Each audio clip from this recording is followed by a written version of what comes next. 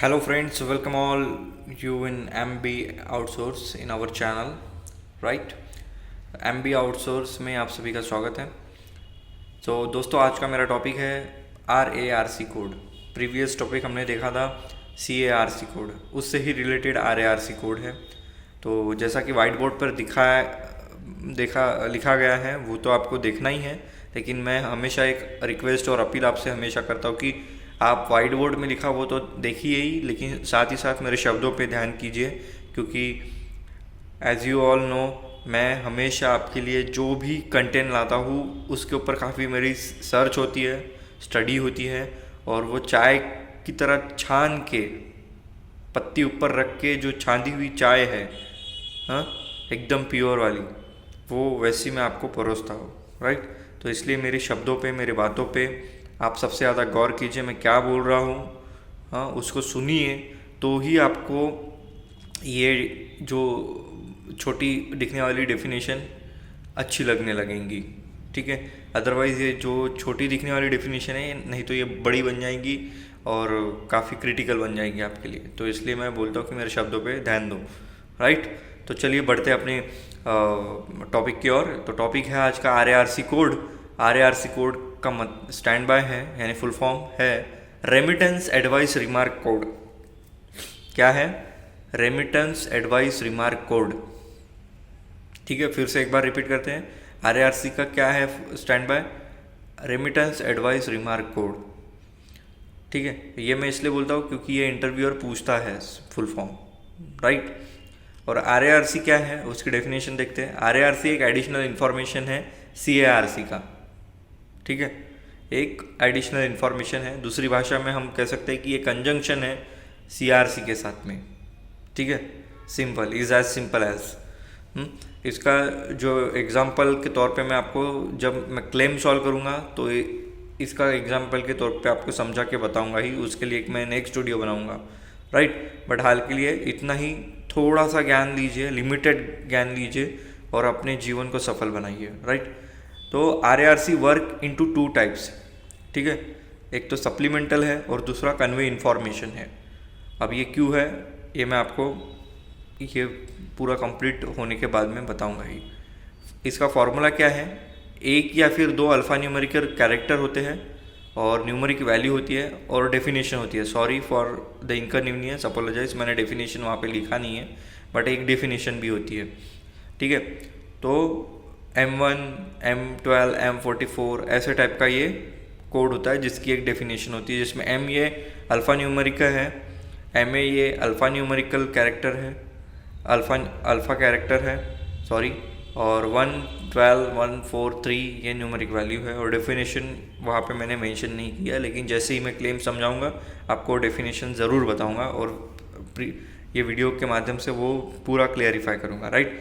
तो चलिए देखते हैं इसको डिटेल में कि RARC कोड जो है हम उसको डिस्क्राइब करते हैं तो उसमें पेमेंट कितना आया, एडजस्टमेंट कितना गया, पेशेंट रिस्पॉन्सिबिलिटी कितनी गई, जब पेड होता है तो ये समझ आता है CARC में। बट CARC अगर डिनाइड करता है तो ये हमें CARC कोड जब क्लेम को डिनाइड करता है तो एक निश्चित तौर पे CO97 ऐसा कोड दे देता है, बट हमें उसको और डिटेल में जानना होता है तो हमें RARC वहाँ पे मेंशन होता है, ठीक है, डिटेल इन्फॉर्मेशन कि वो क्यों डिनाइड हुआ, हाँ। और वो डिटेल इन्फॉर्मेशन कौन देता है? RARC। तो ये जो अगर इनिशियल में अगर क्लेम डिनाइड होता है, ठीक है, इंश्योरेंस की तरफ से, तो CARC कोड के माध्यम से तो बताया जाता है, लेकिन RARC भी उसमें बताता है, हाँ, डिनाइड होने के बाद। ये होता है एक सप्लीमेंटल, ठीक है। और कन्वे इन्फॉर्मेशन यानी कैसा होता है कि क्लेम जाते तो है लेकिन एक अलर्ट नोट आती है तुरंत जाने के बाद, जिसमें कभी कभी CARC मेंशन नहीं होता, सिर्फ अलर्ट नोट ERA में मेंशन होती है, अगर आपने देखे होंगे तो। RARC के माध्यम से एक अलर्ट नोट मेंशन होती है। अलर्ट नोट में ऐसा होता है कि पेशेंट की साइड से कुछ इन्फॉर्मेशन लीक है, ठीक है, या फिर पेशेंट को कुछ रिफंड करना बाकी है, या फिर पेशेंट के पास गलत इंश्योरेंस की जानकारी है, गलत इंश्योरेंस की जानकारी पेशेंट ने हमें दी है डॉक्टर ऑफिस को, तो इसके लिए एक अलर्ट नोट होता है। ये बेसिकली RARC इसको डिनोट करता है अलर्ट से, और ये एक पेशेंट को वर्क करना होता है इसके ऊपर। इसलिए हम क्या करते हैं डॉक्टर ऑफिस से पेशेंट को कॉल करके ये सारी चीज़ें क्लियर करते हैं, उसके बाद में फिर से क्लेम सेंड करते हैं। ठीक है, तो कन्वे इन्फॉर्मेशन में ऐसा होता है कि जैसे ही क्लेम जाता है वैसे ही इंश्योरेंस फट से देखता है कि बात नहीं, ये गलत है पेशेंट की साइड से, दिस इज़ नॉट गुड, तो वो डायरेक्टली डिनाई करता है, एक प्रकार का रिजेक्शन भी होता है, रिजेक्शन नहीं होता था, डिनाइड होता है, जिसमें CRC कोड नहीं रह के RARC मेंशन होता है, जिसमें एक अलर्ट नोट होती है जिसमें पेशेंट के साइड से कुछ लीकेज होता है तो उसको सुधराना होता है। ठीक है, तो एक कन्वे इन्फॉर्मेशन के माध्यम से भी RARC हमें हमारे लिए काम करता है। ठीक है, और सप्लीमेंटल कब करता है, जब क्लेम, हाँ ठीक है, क्लेम प्रोसेस हुआ, रेमिटेंस प्रोसेस हुआ है, कुछ लाइंस डिनाइड हुई है, ठीक है, तो उसको सप्लीमेंटली बताता है कि भाई ये पेड हुई लाइन, ये डिनाइड हुई है, ये इस वजह से डिनाइड हुई है डिटेल में। और कभी कभी कन्वे इन्फॉर्मेशन में ऐसा होता है, नहीं नहीं नहीं नहीं, ये पूरा कंप्लीटली क्लेम डिनाइड है, क्योंकि क्या, क्योंकि पेशेंट के साइड से लैक है कुछ तो भी, राइट। तो दोस्तों इस प्रकार से RARC वर्क करता है, और हमेशा अगर क्लेम को आप सॉल्व कर रहे हो as a AR person, AR executive, तो आपको CARC और RARC को ज़रूर देखना चाहिए।